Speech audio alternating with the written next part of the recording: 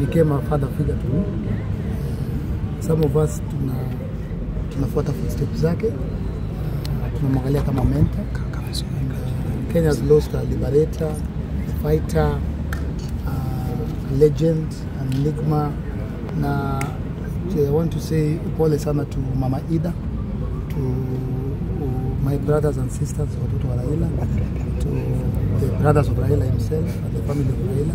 Tunasema poleni sana. And Kenya has lost a legend, you know? And but I feel like Raila did his part.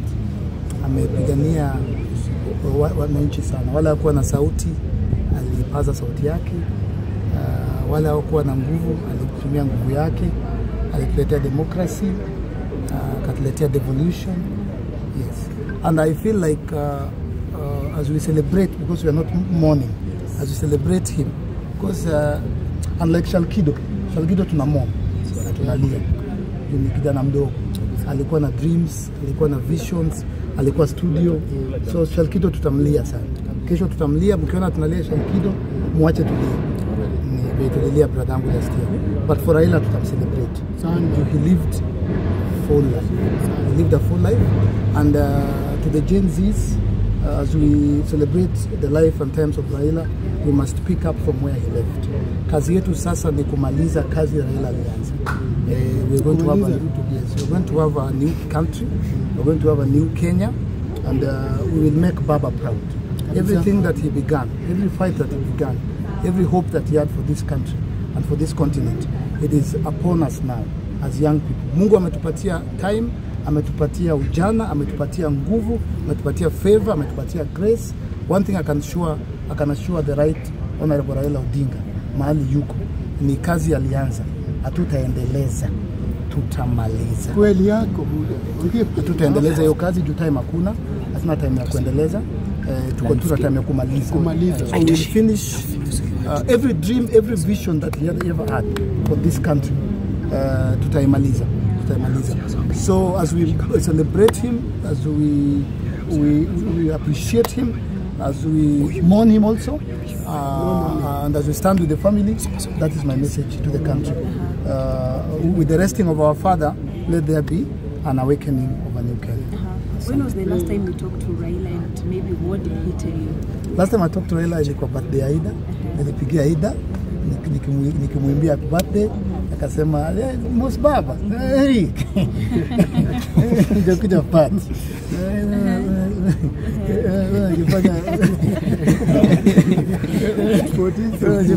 Fanya rambo. So ni komando. Ni stari.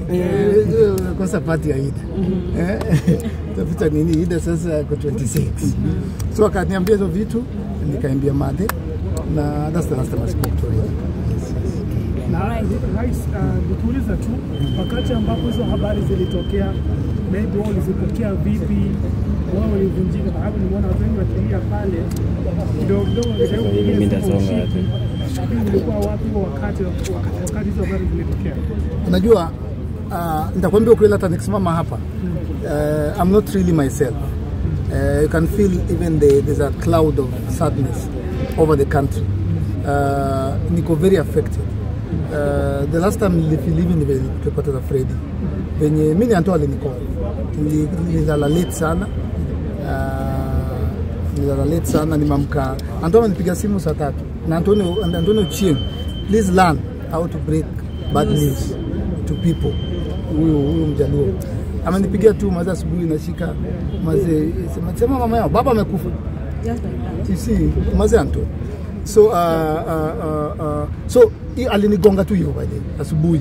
Nasema alo, hata aseme alo. So nikasema baba yu. Which baba? So I think bado pia tuko kwa hiyo moment ya kama nimekaa hapo church mazee, nakumbuka story ya Shalkido, nakumbuka Raila. So bado I just think that Raila is not with us, yeah. So si lazima tulie bro. Si culture tu, but ni venye sisi Wajaluo tu, Mungu alituumba. Nikitoka hapa lazima niende tu nijifungie kwa room, nitoe yote, yeah, ndio sasa nifungue mlango nitoke, yeah. So we will mourn Baba, we will celebrate Baba. It is a shock it is a very big shock. Yeah, it's a big, in Lowland hatuko tunaamini siku moja tutapoteza baba. Na tuliekewa hata nikiwa mtoi nilikuwa naambiwa baba hizi kufa. Baba anageukanga na kuwa